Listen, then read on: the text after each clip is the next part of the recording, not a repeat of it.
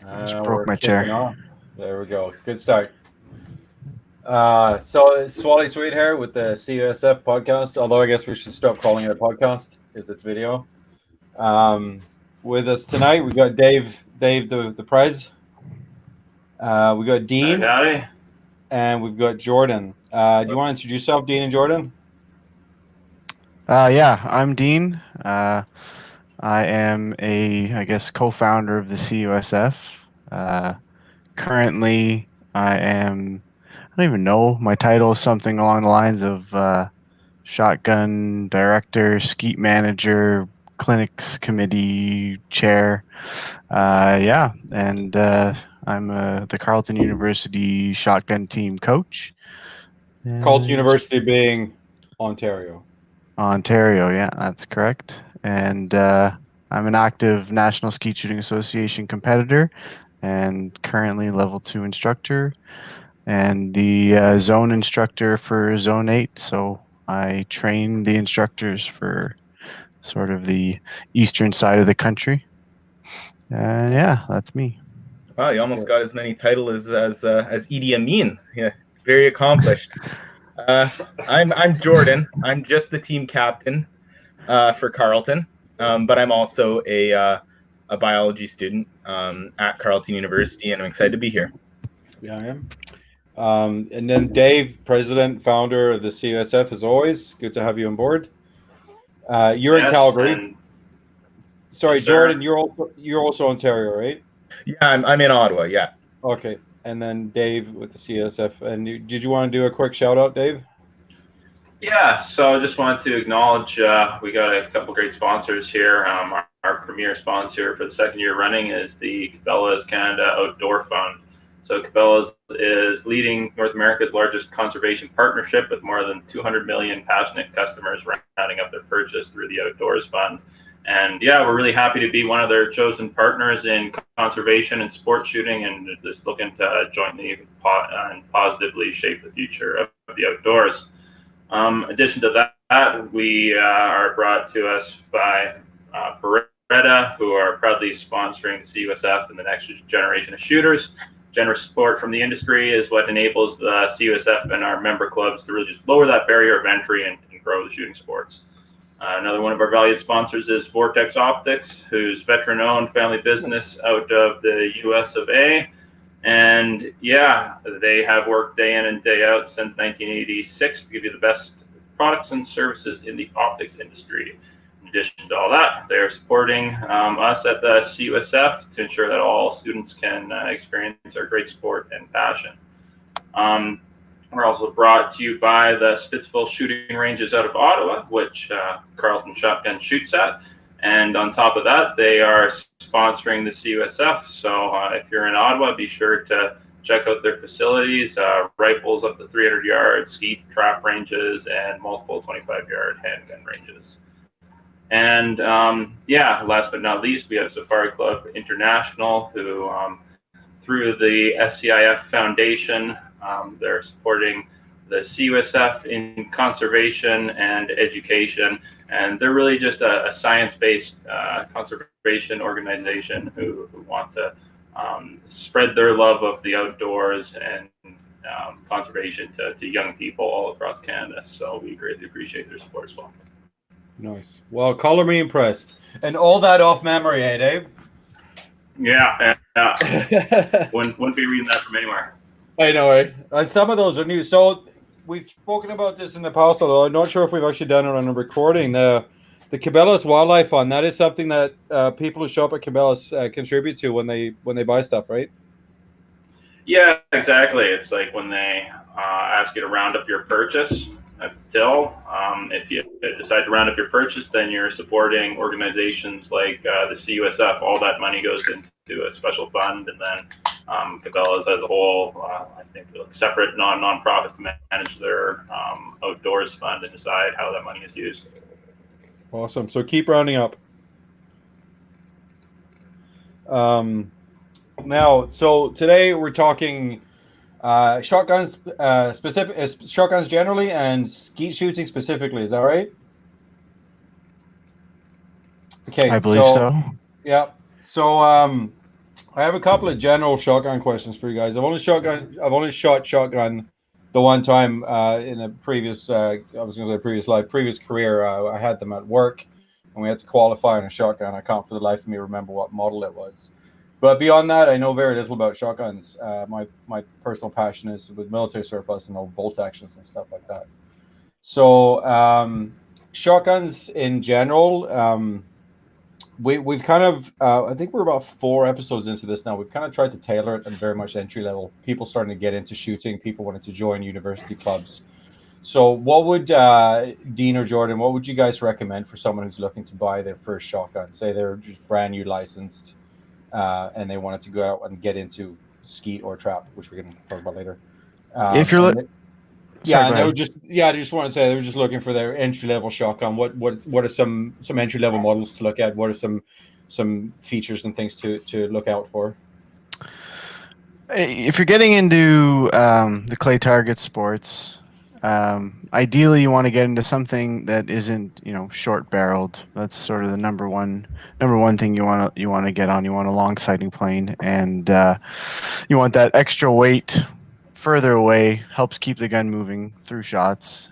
So you're starting off looking at something that's at a minimum 28-inch barrel length. Mhm. And then again, it's all going to come down to budget, really. So if you're looking to get in at an entry level sort of place, there's absolutely nothing wrong with getting in with a pump shotgun. It's a very good, cheap starting point. You can pick up, Mossberg 500, Maverick 88 is sort of the sister of the Mossberg 500, in the sort of $300 to $500 price point. Very, very cheap to get into. Remington 870 with the longer barrel, obviously not in their sort of police magnum form. So you want to get into something again with a 28 to 30-inch barrel. And there's absolutely nothing wrong with starting with a pump shotgun. Ideally, when you're starting out, you're going to be shooting single targets only. So racking the shotgun between shots is not a huge problem. And then eventually you will get into shooting doubles or 2 shots consecutively, and you learn to make do with racking. A lot of the Carlton shotgun shooters have started with pump shotguns and have done so quite successfully. Shooting very respectable scores. If you have sort of that $1,000 to $2,000 budget, you can start looking into semi-automatic shotguns. That's quite the jump from pump to semi-automatic. It's Is that kind of where they start at? Is a cool grand? I would say if you're going to get into anything that will be reliable, you're looking at a minimum of $1,000. On the sort of, the heritage line, they have the Remington 1100 series, which is what most skeet shooters early on in the game, in the 50s, 60s, they were shooting variants of the 1100, the 1187, 1100, and they make them in all gauges that are shot in skeet competition, being 12, 28 gauge, 12 gauge, 20 gauge, 28 gauge, and 410 bore. Then Beretta has a few beautiful semi-automatic shotguns that are sort of on the higher end of that price point, but again are going to come in less than a over-under, which would be sort of the pinnacle for sports shooting, in that when you have 2 barrels, you have that extra weight like I talked about before. Mm-hmm. It helps keep you moving through the shot. Over-unders are on one plane, so there's no big bulky, like everyone's seen the double barrel side-by-side shotguns. That's where it all began, with double barrel shotguns, but having the barrels oriented one over the other reduces what's out in front of the shooter, making it a lot easier for them to focus on the target and not pay attention to the barrels of the shotgun. If you have the budget, you can get into over-unders in the 2,000 to 60, 70, 80,000 and Jesus. above. But there are entry level over unders. Jordan shoots one. Mhm. Stoger makes that's where I started. The Stoger Sorry, Condor. what was your first one? The Stoger Condor, which is Mhm. actually changed hands a couple times, but ended up in the hands of Jordan. So it's nice to see my first over under still in use to this day. It's on its last legs, but that gun must have 500,000 rounds through it easy because I shot the lights out of it, and I know Jordan's shooting the lights out of it now. So, and those guns, you know, the Stoger Condor, you're coming in around the $1,000 mark right now. So it's a very reasonable price. Um, I I would recommend it over some semi-autos, Mhm. but not others. It's all depending on what you're looking for. The gun works incredibly. I shot my first straights with that gun, and it's shot others since then. And yeah, so you're kind of entry level pump guns. Then you're sort of getting into semi-autos and sort of the lower end entry level over unders like the Stoger Condor, and then moving up into higher end semi-autos, which are extraordinarily low recoil, um, are very smooth to shoot. Beretta has the A400 multi-target, which is a gun I just want to own because it's beautiful and How much are they ringing at price you wise? know, I don't generally look at things unless I'm going to buy them, so I Oh, yeah. can tell you the exact It's price. that much, is it? Well, no, it's No. not. I mean, I would assume you're in the three grand, Yeah. 2,500 range, I think, but don't Mhm. quote me on that. I'm not, a Yeah. shotgun salesperson by any stretch. But Yeah. if someone's looking to get into a gun, I can help them find I, a w- gun I that won't fits quote you them. on And that on this yeah, recording. yeah, I appreciate that because Yeah. I'll end up making a fool of Yeah. myself. So So just I me so guessing. I want to jump back a little bit. You mentioned various gauges. What are some common gauges, and could you explain gauges for the entry level shotgun shooter? Yeah, so your shotgun gauges, the lower the number, the larger the caliber, essentially. So the larger Mhm. the bore of the shotgun. So in skeet competition, the largest bore you're going to shoot would be 12 gauge. Um, and then you get into 20, 28, 410. What ends up changing is you have larger pattern. So downrange, with a 12 gauge, you're looking at about a 30-inch pattern at 20 to 25 yards. And then it just gets smaller and smaller until you get down to the 410 bore, where you're looking at a, 15, 16-inch pattern on the high end at Mhm. 25 yards. And then with the larger bores, you're going to have more pellets, a more dense pattern, a more room for error, essentially. But people looking to get into it, the most common gauge by far, obviously, is the 12 gauge shotgun. Mhm. Anyone that has a shotgun has a 12 gauge shotgun. Um, my So is that kind of a good starting point then for somebody who wants to buy their first shotgun? They don't know what they want to do with it yet. They just want to go to the range and shoot holes and stuff, or go out in the bush. Just get yourself a 12 gauge. Yes and no. Okay. 12 gauge is obviously the most forgiving in terms of breaking targets, but between 12 and 20 gauge in skeet shooting, performance from one to the other is minimal. You're dealing with a 30-inch pattern at 20, 25 yards with a 12 gauge, and a 28-inch, 26 to 28-inch pattern with a 20 gauge. So the difference is very, very small. The density between the two patterns, it's not all that big of a difference, not enough to really Mhm. cause any misses. If you're in the middle of your 12 gauge pattern, if you're hitting the target in the middle of your pattern with a 12 gauge or a 20 gauge or a 28 gauge or even 410 for that matter, you're going to Yeah. smash the target to pieces. Yeah. But you're more forgiving in 12 gauge. But with that said, if you are a smaller individual, not the average size person that shotguns are built for, 5'8" to 6 foot area. 12 gauge might be a little bit of kick for you. Mhm. I personally, I'm 5'10", about 180 pounds. I can handle 12 gauge, no problem, but I don't like shooting it. I prefer 20 gauge, and a lot of the competitors in skeet shooting, sort of, especially on the sort of A to AAA classes, the higher end classes, um, will choose to shoot 20 gauge over 12 gauge, even in 12 gauge competition. Fair enough. Now, Jordan, kind of same question to you. What was your first shotgun, and how did you end up with Dean's hand-me-downs? Well, my first shotgun was actually a Winchester SXP field pump. It was just the cheapest one I could get at LeBaron at the time. May they rest in peace. But anyway, I got that. I moved up to hand-me-downs when I joined the club after the first year. Mm-hmm. I just happened to run into one of his old someone that he was coaching on the beach, and they happened to have bought it from him and said, "Hey, I'm upgrading too. You want to have it?" And I'm like, "Oh, sure, I'll jump in on that."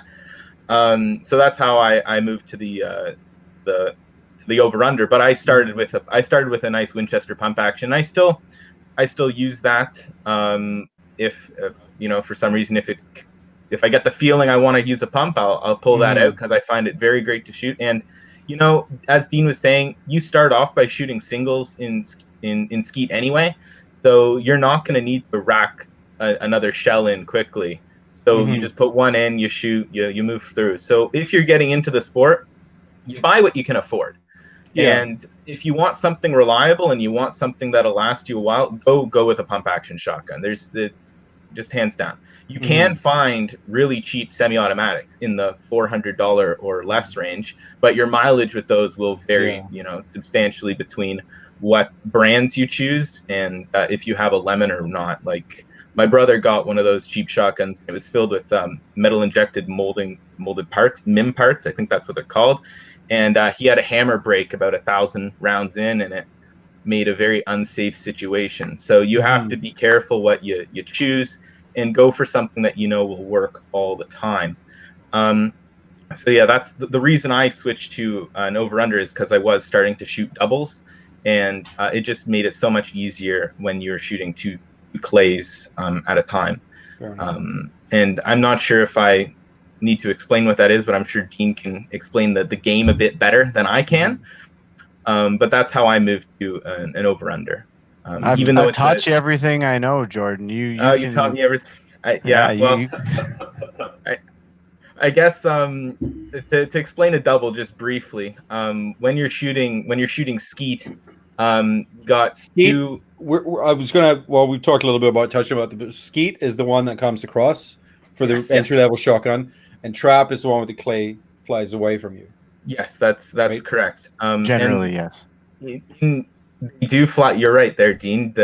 In skeet, clays do fly away from you somewhat as well, depending on what side of the field you're on and what station you're at. But in skeet, what the sport essentially is you have two.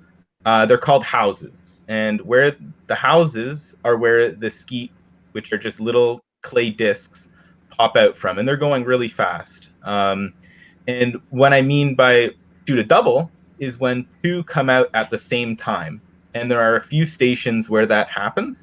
And if you're using a pump shotgun and you're shooting doubles, the act of racking the shotgun to put a new round in might break your focus a little bit. It might take a bit of time, and that can change the outcome if you hit it or not. So when you start out, though, if you don't know you like the sport, you want to try shooting a shotgun, you go with something affordable and reliable that maybe you'll move into hunting with, or maybe you'll just have to mess around at the range with. So I do want to point out one thing on that. If you are watching this and you have any way of reaching out to the CSF and you're looking to get into a shotgun, reach out to us and we can try to set you up with a certified instructor. And what that'll do is they'll help you get you into a gun that fits you relatively well to start, because they're not all guns fit any person in particular. Just like if I was to use my hockey stick or Dave's hockey stick, there'll be different heights, there'll be different grips, flex. there's not the same nomenclature with shotguns, but they, if if you're shooting a gun that has a length of pull that's too long for you, it makes it very difficult to mount the shotgun and mount it consistently and get the gun in the right spot. If there's not enough drop at the heel, you end up bringing your head far too down and trying to see the target through the tops of your eyes. There's a lot of many different quirks, pitch, cast, that affect how a shotgun fits any individual person, and everyone's anatomy is different, so a shotgun will fit any one shooter differently. So if you can, save yourself a little hassle and get in touch with someone who can lead you in the right direction, knows what to look for in a shotgun, can help you with your stance and your mount to make the gun fitting and ensure that you're into something that's not going to hurt you, because if you have an ill-fitting shotgun, my first shotgun, my Maverick 88 pump gun that's still in my safe over here.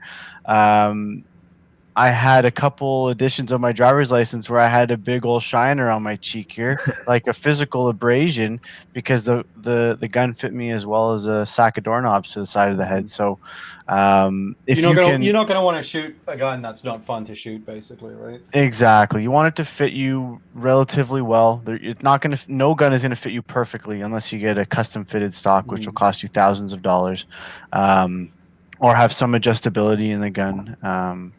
A lot of guns come with adjustable combs, which is a really nice thing to have. It can help you get your eye properly over the rib, get your eye aligned, centered on the rib, and high enough above so that you're not behind the receiver, because you can't shoot something you can't see.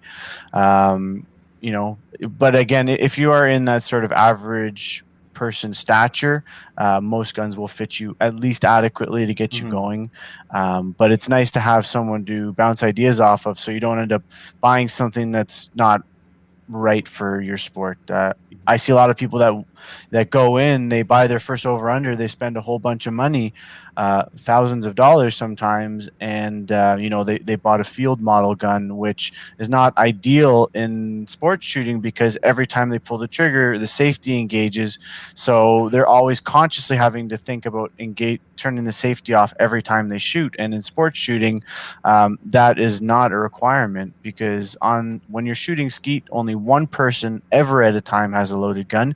Everyone else is behind you. So when your gun is loaded, you have shells in the chamber, you close the action, you're ready to shoot, and it's safe to do so because there's no one else with a loaded gun other than you.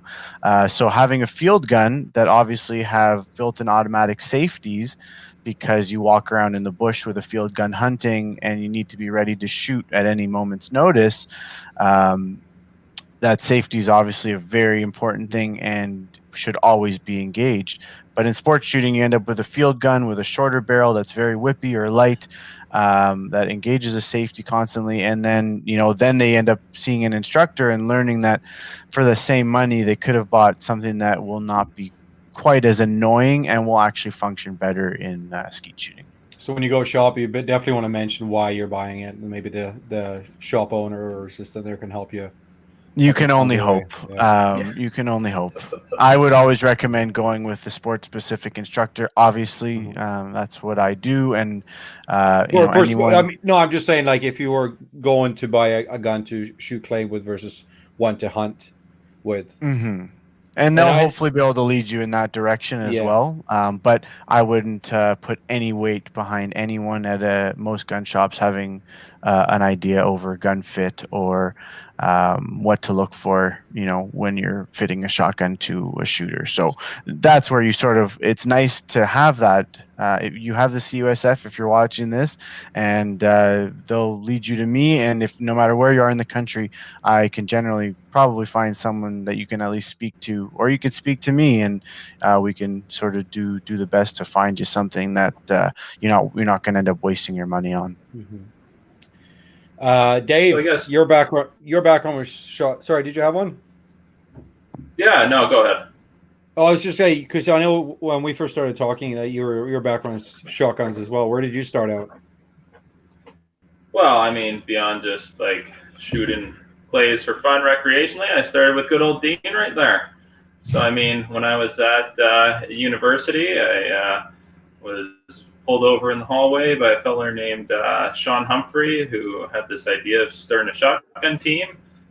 So I guess he had got all hooked up with Dean, got the team founded, and it got started, but kind of didn't really go anywhere.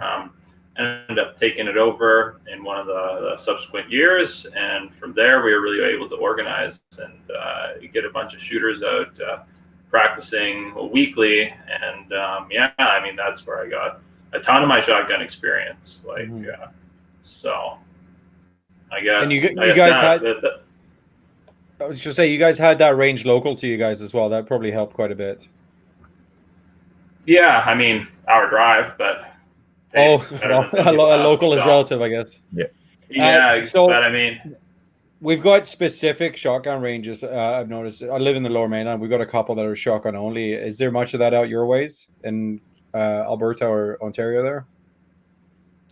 yeah, I no, mean, we got I've been to most ranges, at least in Ontario, a couple out west, a couple out east, and the majority of skeet shooting ranges are generally shotgun specific. There are some that have rifle ranges. There are some that have handgun ranges, but I would say, you know, a solid 70%, 75% are clay target sport specific. So some will have skeet and trap, some will have skeet and trap and sporting clays, some will have that +5 stand. It all depends.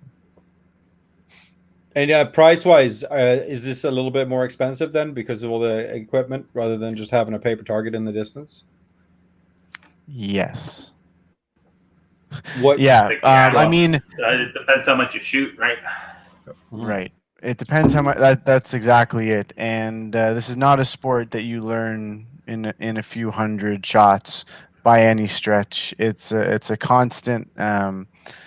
It's a constant push to sort of better yourself, to better understand the game. And a lot of us say in the sport, you know, your first 100,000 targets are your hardest type thing. So it is a sport where coaching is huge for having a steep learning curve. And it's a sport where, you know, you have to put your time in, and what you put into it is what you get out of it. And I would have to say, with my Carlton team, for the limited trigger time that they do get, you know, the 1 hour, 2 hours a week that we get out there, and depending on how many shooters are out, so for how much time they actually get on the trigger, their growth has been huge, and it's just a testament to, you know, I will give them things to read leading into practice. They all do my Skeet 101 course. So that we're all speaking the same language before we get out there. There's no confusion over, you know, the different words we use in the game, and so they have an understanding of what I'm talking about before they get out there. Yeah, so it's definitely not a cheap sport. You know, I'd say across the country, generally, you're looking at $8 for a box of ammo to shoot, as just a round number, and depending on the range, $5 to $7 per round, and up, and that gets you your 25 clay targets thrown in the air. So, you know, that's one round, and you are in the $15, $16 range. So, give it a few thousand rounds, and you'll be fairly proficient. So, but then again, why don't you connect this all back to, I guess, how the CUSF is trying to help like teams like CU Shotgun really get more young people involved in the sport? Yeah, so you're talking most like about where we're going with clinics and that, or yeah, and just I guess like if you guys want to explain exactly kind of what a season of shooting with CU Shotgun looks like, I guess who your shooters are. Can I walk up to the team and be brand new, or do I need to have like my pal and have some experience? I'll let Jordan field that one. I can explain that. So how a season at CU Shotgun works is we have weekly practices. This year it's on Sundays. And is there a membership for that? What do you mean by membership? to join the Carlton Shooting Club? Yes and no. You're not expected to pay the club to become a member. But you are expected to be committed to what's going on. If you're going to be a flake, maybe you're maybe not the right type of person for the competitive team. The competitive team meets once a week, and we practice with Dean here. And so far this season, just did some back the envelope calculations. We've already seen 1,500 targets, so that's a lot for us, and that's great too. But the way you become a member of the competitive team is that you need to have a PAL, and you need to be dedicated, and you need to want to be there, and that's really who we're looking for. And we need people right now. You don't need to have a lot of experience with a shotgun. You don't need to own a shotgun right as you start. I'll try to get you set up as best you can. But if you're really into it, move into buying your own gear, becoming a member that way is phenomenal. You are expected to pay for being there, but the dean's really a great coach, and you're representing the university. Another way to be part of the team is through our events. We had a local range host an event for us. Unfortunately, we weren't able to run it like a normal event due to COVID-19, and the university has a moratorium on in-person events. So we're just trying to connect students to local ranges who are having their own events. And that is a really easy way to get involved with our team, and you can try out shotgun shooting that way, and then reach out to us, and we'll hopefully get you on the competitive team practicing once a week. Really, the easiest way to inquire about becoming a competitive team member or about an event is by messaging someone on our Facebook page or through our email address.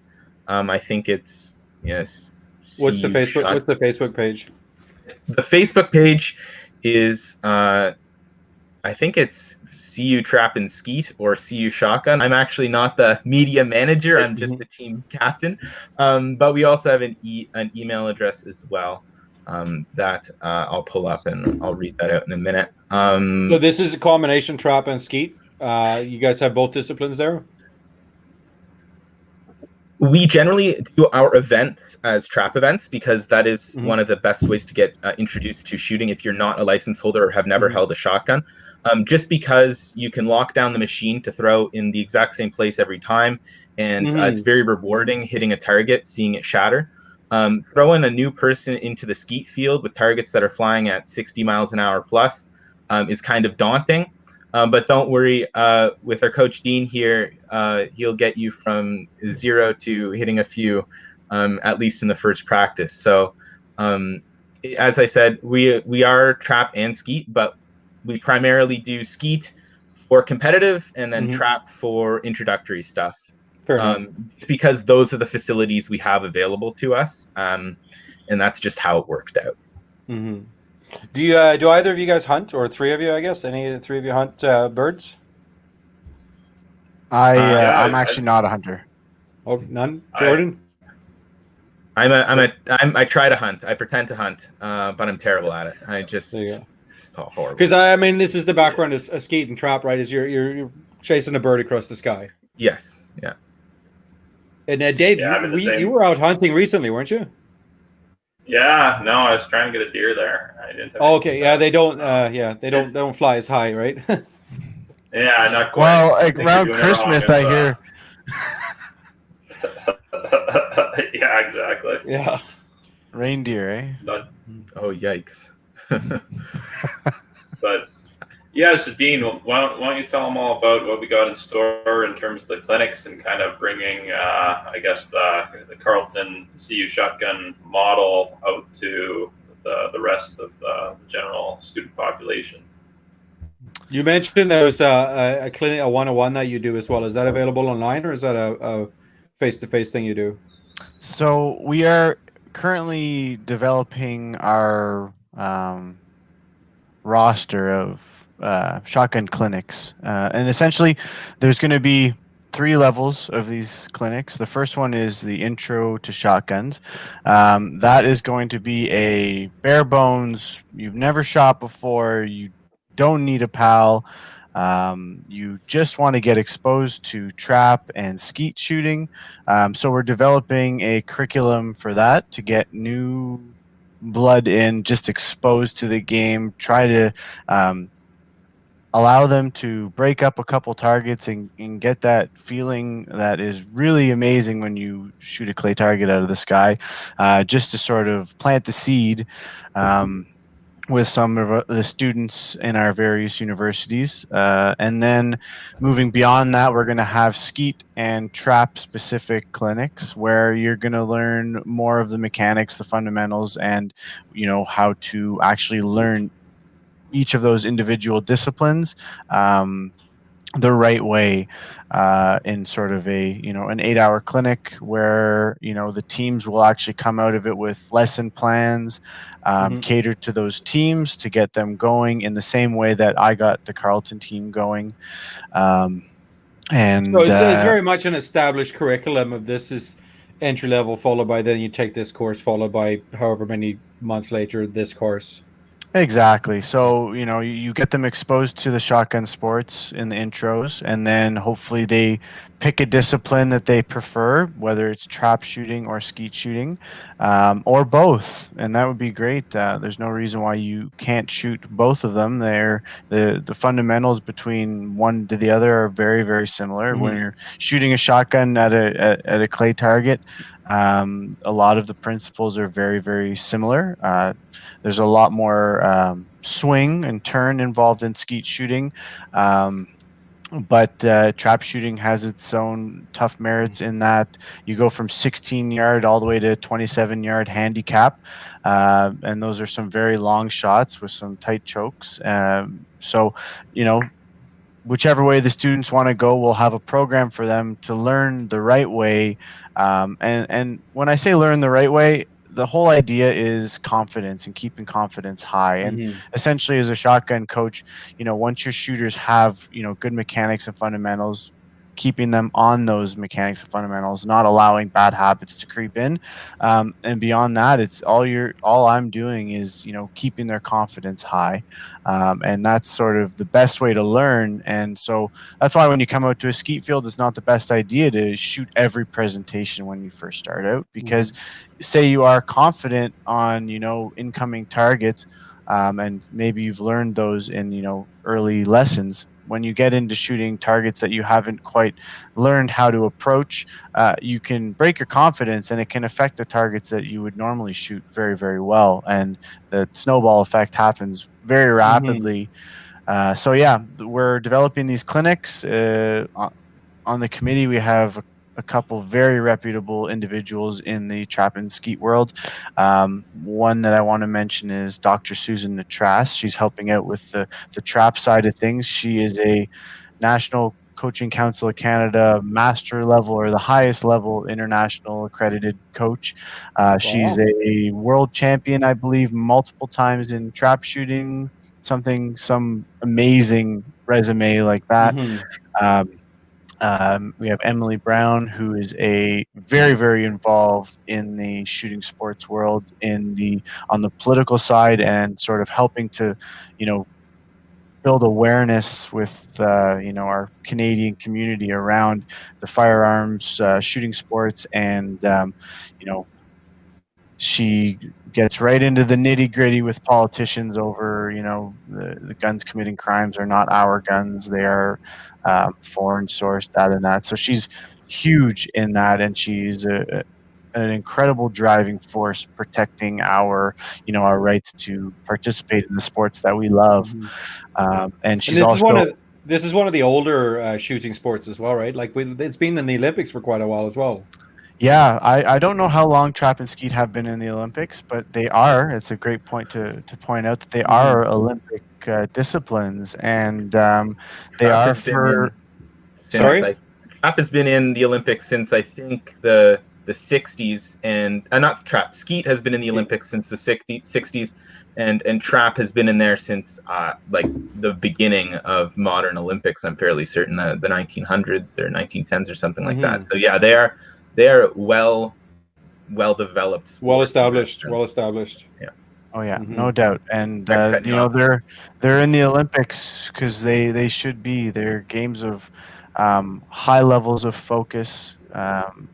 The mental management involved in performing at those kinds of levels are unbelievable. And if you're someone like myself who dives deep into sports psychology, and that's something that I give to the students that I coach, is everything is sort of geared around managing your mind and staying quiet, trusting your instincts, trusting the practice that you put in. And that's the very base level of it. But it's, these sports are high focus, high drive. You need to want to be there and you need to want to work not only on your game, but how you approach the game, sort of before game time. It's all, how you take care of your body. Everything comes into play when you're performing at that high of a level. So yeah, we have Emily Brown, who's involved on that sort of political side. She is a American trap shooter with lots and lots of wins and titles, respectively. Travis Mitchell, who is on the CUSF, and he's a workhorse for the CUSF. At least he is with the clinics, and I see him in every meeting. He's always there. He's a great guy. And myself chairing the committee, and we're making this happen, and we're really pushing for spring for our intro to shotgun clinic to roll out and see a pilot happening, and see some smiling faces. Is there anywhere you guys are hoping to launch this in the spring? Like, do you have a university in place, or you're starting at Carlton and then going national, or? Well, I'm looking to have the first pilot clinic in the Kingston area. Okay. We have a new club starting up in the Kingston area, and I want to get them excited about shotgunning, and there's no better way to do that than have them smash some clays. There's also an amazing facility in Kingston, where it's such a long name. I'm always screwed up. I'm a member there, Kingston and District something trap skeet shotgun, whatever. I don't even know the name of my own club, but I shoot there, and we hosted a couple shoots last year there for the National Skeet Shooting Association, and they have a really awesome level 1 instructor named Matt that I want to hook them up with. So I'm hoping to do it in Kingston. We can maybe get some shooters out from Ottawa, because we have Ottawa U, right, Dave, that is wants to get more involved. But with limited time at Stittsville, it's really hard to even get one team in there right now. So hoping to be Kingston. That way we can bring a couple new people from Ottawa area, and we can get some of the Kingston shooters, and even maybe some from the GTA that can make it out a couple-hour drive for a really great experience and a good learning experience. So yeah, hoping to get that going out in Kingston. So for any what's the plans? What's the plans from there for like expansion in terms of how many clinics would you like to see held in the fall? Yeah, we'd like to at least have one in each sort of major geographic hub of the CUSF. So west, a sort of central, central Canada, and then sort of the Ontario Eastern. And then I know we're looking to get something going out on the East Coast, and I know a couple really great clubs out there. So once we get teams out there, we do want to roll this out on a national basis.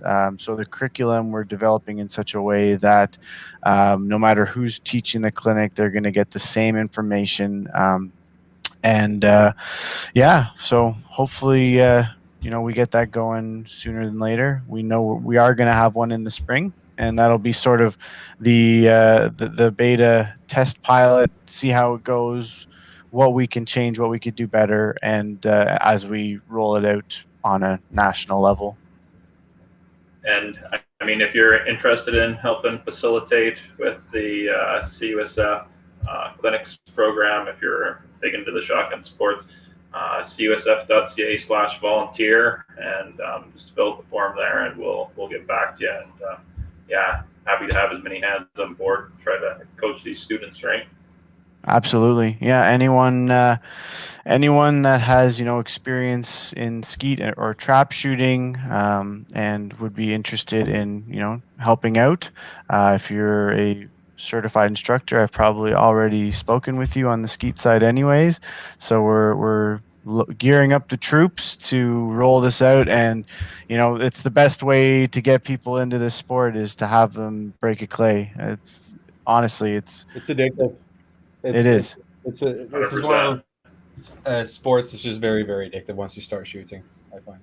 And Every time a clay breaks, you get you get that dopamine kick, and it's more of an immediate satisfaction, I think. Yeah. Over just putting holes in paper way down range. Absolutely, it's a very dynamic sport. Is a good way to put it. So for any, I was going to say earlier, for any university clubs that are wanting to get in touch with you, Dean, to get in on this once you've got it launched, best way would be to contact you. How? So SureShot Coaching, you'll get to my webpage. My email is SureShotCoaching. I guess there was someone else somewhere, but 13@gmail.com. And so an email, my phone number is on my website, SureShot Coaching. Anyone, you don't, no cost involved in having a chat about skeet shooting. That's for sure. Mm-hmm. I could talk about skeet all day, and if I can get anyone going in the right direction, all it does is help to build my sport for the future. So that's sort of, why I put so much time in with the CUSF, why I'm so driven, why, I love working with my Carlton team, because I know that a lot of these shooters that I've worked with over the past, 3, 4, how many years has it been now? 2017 since we really got going. Yeah, so 3, 4 years. I know that some of these shooters, when they sort of get out of university life, get their lives established and whatever, they're gonna end up looping back to skeet shooting and hopefully on the competitive side, because anyone that I've dealt with on the Carlton Shotgun Team, we have a lot of very competent shotgunners that it would be a waste if they just stopped when university was over. So I know that a lot of these shooters are going to continue beyond university. And this is, for me, that's the goal. I just want to grow skeet shooting. I just want to make sure that in 15, 20 years from now, I don't have to go to America for all of my competitions. I still want a good local community of competitive skeet shooters, local, national, to keep the game alive. So by doing this, I'm achieving my goal. And I know. Do you find a lot of your shooters have shot before they join your club?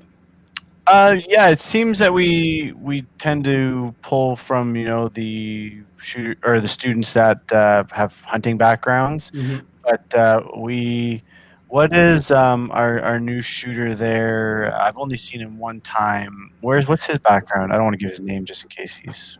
Yeah. Actually, our two most recent shooters' background are from family who have never had firearms in their lives or their houses, and they came to one of the CUSF events, and they did it just because they're like, this is a thing that's happening. I got time this Saturday. I'll sign up, and now they're competitive members, and they're gunning for gold. So it's when we have a competition. So it's incredible. There used to be more people who came from the hunting and community like that, but now it's become we're getting new shooters. Like, this is their first sport that they're really getting into. So it's nice. It's really incredible what's happened there. And I do have to thank the CUSF for doing that, because couple of new guys are that guy right there. It's really incredible who we're attracting and how we're accomplishing things. Nice. So I like that, Dave. By the way, Gunning for Gold, name of the podcast. Write that down. We're still trying to come up with a good name for the podcast. I think that can be a finalist there. Gunning for Gold. Let's trademark it before anyone steals it. I know, right? So how many shooters you guys have? How many, say, just competitive shooters? How many do you guys have right now? Well, our squad is Oh, actually it's squad. Your crew. your crew. Yeah, Yeah. it's I think it's at 8 people, but right now we're just because of COVID and where Yeah. people are living this year. We got 4 highly dedicated individuals, and then a fifth that tries to make it as much as he can. But we have as I said, we have openings. We want to get more people involved, and we want to get more people shooting. At our event that we hosted with one of our local, I guess it was an intro to trap thing that one of our local ranges hosted, and we sent people there. We got 10 people who never shot guns before, and we got a few of them committing to, hey, I'm going to go get my pal now. So we've done we've done as much outreach as we could this year. Sadly, we wanted to do a lot more, but things are getting in the way a bit. But currently, our squad right now is 4 very dedicated people, and we're looking to expand that, and hopefully get our other guys who have transportation issues back into the game as well. How say you're assuming your most junior competitive shooter, how long have they been shooting? 2 weeks.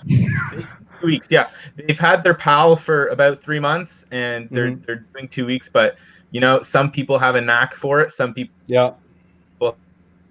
have good eyes and listen to read through the course, get the Shotgun 101 from Dean. And here's something that I found. As I said, I pretend to be a hunter. I had a lot of terrible habits before I joined the club, and Dean straightened me out. So getting new shooters who haven't built up those horrible habits, It's a lot easier. they actually tend to be real good, and can even give someone like me who's been shooting for a long time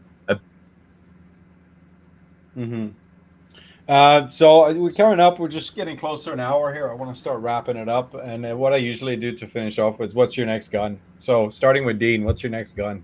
Well, I just got my dream gun back in November. Beretta DT11. Beretta, they're a sponsor of ours, aren't they? Yeah, they are. There you go. Fuck, it all comes full circle. It's when I started shooting shotgun, my dream gun, the gun I always wanted was a DT10, because DT11 wasn't a gun yet. And that's their Beretta's sort of pinnacle top line masterpieces. They really are. And specifically a competition rifle? It's a shotgun, yeah.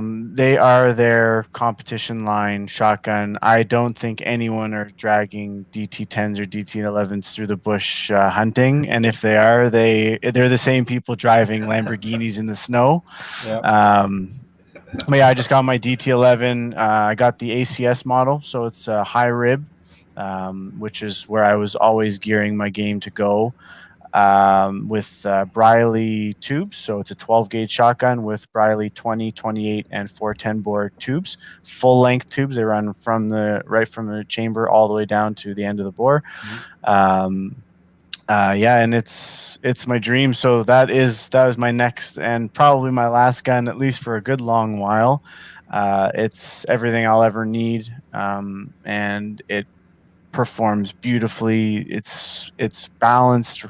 I could put the hinge pin on my finger, and the 32-inch barrels and fairly beefy stock will just balance there perfectly. Swings really, really nice. Triggers crisp. It's a handmade Italian firearm. It's beautiful. So, and I graduated from, I was shooting a Beretta SV10. We should send that to Beretta there. Handmade Italian firearm. I'm just plugging Beretta no here kidding, all right? day. Yeah. So yeah, but Family I mean, business.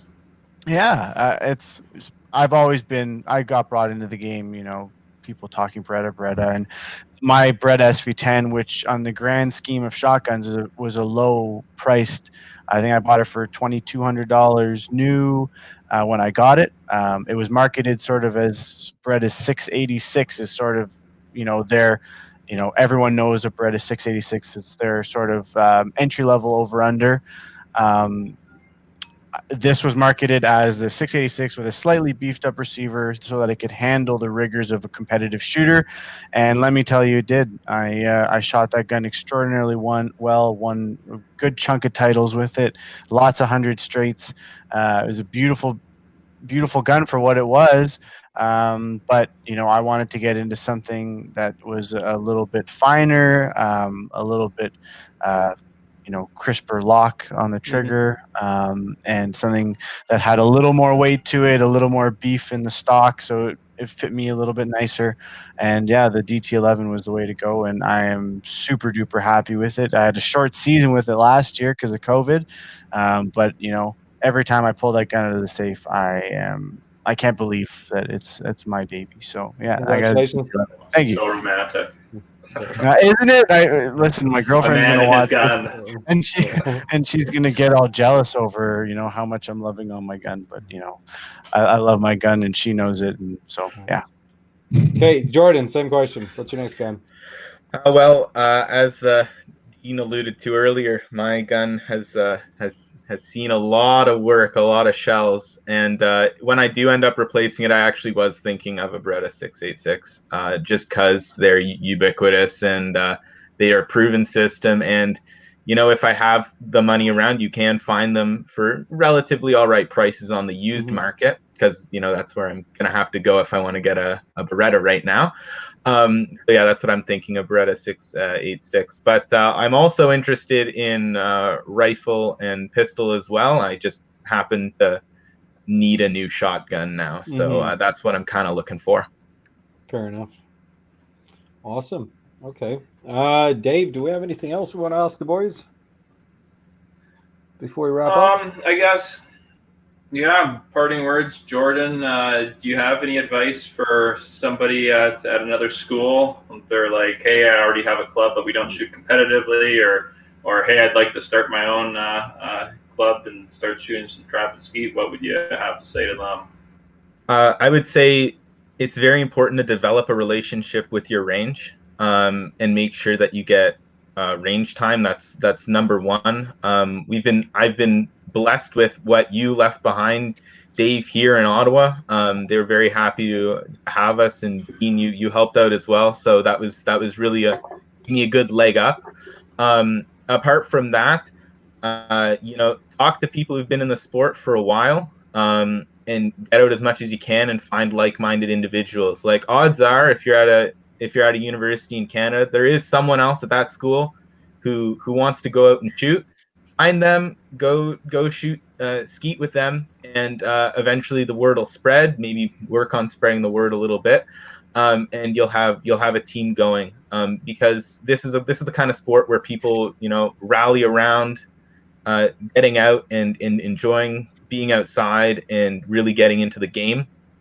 And it's all about that community of people. So if you're at a Canadian university, find that other person, even if it's just one person. Get out, start the club, because that's the hardest part is getting it going. And right now, I'm just trying to keep the ball rolling for Carleton University until our next student captain comes over. So yeah, that's the advice I can say. If you're at Carleton University, I pulled up our actual name. Check out our Facebook page, Carleton University Trap and Skeet Team. Send someone a message there. They will reply to you. It might take a little while since it's starting to become exam season, but they will reply to you. And of course, you can also reach us at our email, and I'll reply to you personally there. And that's cutrapandskeet@gmail.com. And if you're at Carleton or in the Ottawa area and you want to work on, planning something for the future, reach out. And I'd also love to help if you need help, making a budget for your university team, if you can receive funding from your institution. Awesome. And then you you guys CUSF, are also, we will fund you as well. Yeah, Yes, I was going to say, you guys are also linked on the CUSF website, cusf.ca /Carlton Shotgun. Yep. And we've got, I believe, Facebook, and you guys have an Instagram page as well, I think. Yes, we do have an Instagram page. I think it's named the same thing, and I think the sister club at Carleton University is the CFA, Carleton Firearms Association. I think they have a Discord server with a shotgun extension. We have our media guy moderating that as well. So Mhm. you know, for just reach out. That's all I can say. Just reach out. Yeah, I know the local guys out here, BCIT, their shooting club, they've got a Discord as well, and it's pretty active, I think, especially with COVID and things happening. People are still trying to keep busy. Awesome. Good chatting with you, Dean. Amazing passion you have for the sport there. Thanks. Jordan, good luck on your next gun purchase and also on your exams, I guess. Yes. The other thing that also happens at university. And Beyond yeah, shooting. yeah, I know, right? And then yeah, thanks again to our sponsors. You want to give them a quick shout again, quick, Dave? Yeah, Cabela's, Beretta. We got Vortex, Spark Club International, and Stittsville Shooting Range. So, yeah, always looking to bring on more people to partner with us to, again, help build these shooting sports in Canada, help build the student firearms community. So, reach out to us, usf.ca, social media, all the platforms. You can find us pretty much wherever you go. Awesome. Okay. All right. Well, that's a wrap. Good talking to you guys. Have a good Thanks night. for coming on, guys. Bye.